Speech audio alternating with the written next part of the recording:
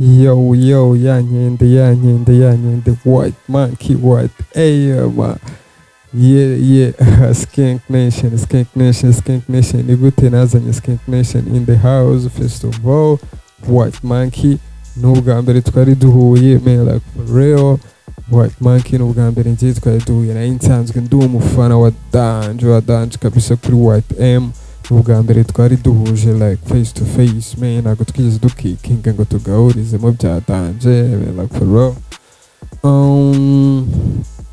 White monkey rero kugira ngo mpuze nawe byanyuze kuwo bita Long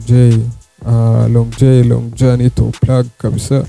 Naramubwiye ati yo n'ibindi nshaka kuri ya musaza, ariko njye nabo contact bwiwe mfite n'iki kandi nshaka ukabinkorera kuri white monkey yanyende nkayizana muri Zapclub ikabinkorera, man, like for real.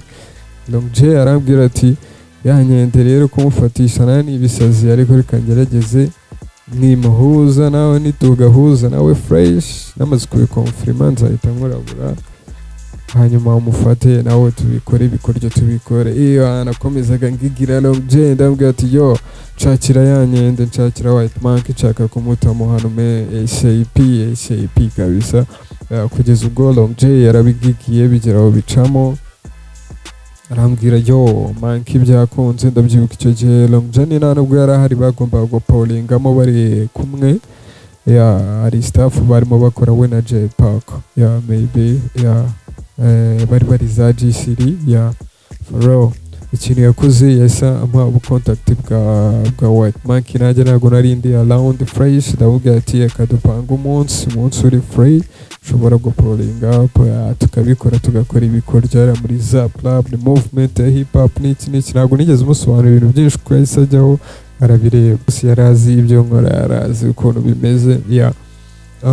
Umunsi rero nyirizina ugeze nabwo hari cloud, man, hari climate ya fall bya Danje, harimo umuvura wa Danje, harimo imvura ya Danje.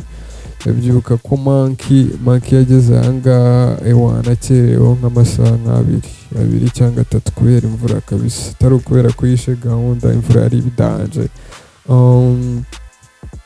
Urumva akigera hano nawe, urumva we umuntu tutari tuziranye, twabanje gukikingaho kitoko. Njyewe umuntu ndamubaza ama restriction, ibintu udashaka ko tuvugaho n'iki, kubera ko njye I respect the privacy of anyone, as well as buri wese naba agomba ku respecting my privacy as yo. So white monkey yahise agwa kuri microphone uko mubizi, atatangira atamo freestyle n'iki, uko nari namaze kumushonesha ukuntu ibintu bimeze.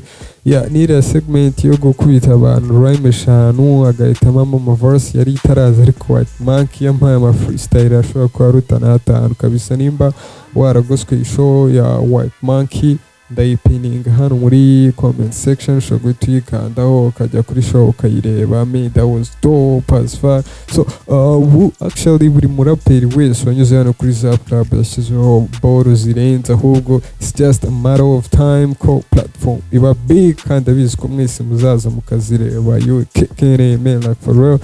So monkey twaje gukora, man, like for real, tugira blessings,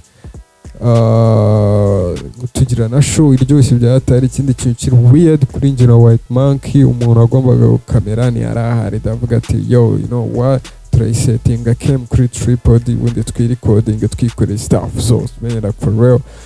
Paul tunanasoje yarafite izindi gahunda nyinshi, ariko jya muramuzi monkey abafite hano na hariya, abantu baba bamukeneye ari benshi, man, like for real.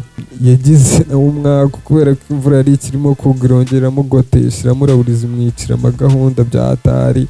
Yanyende yarakwama aho ngaho, turongera turakikinga, abaho n'umwanya uhagije none wo kumenyana byatari. Umuhungu ari so dope. So shout out kuri yanyende, white monkey. Twebwe nk'abantu dukunda ibyo ukora, turakubwiye ati keep it up, keep your head up, kandi thanks for blessing Zapclub, man.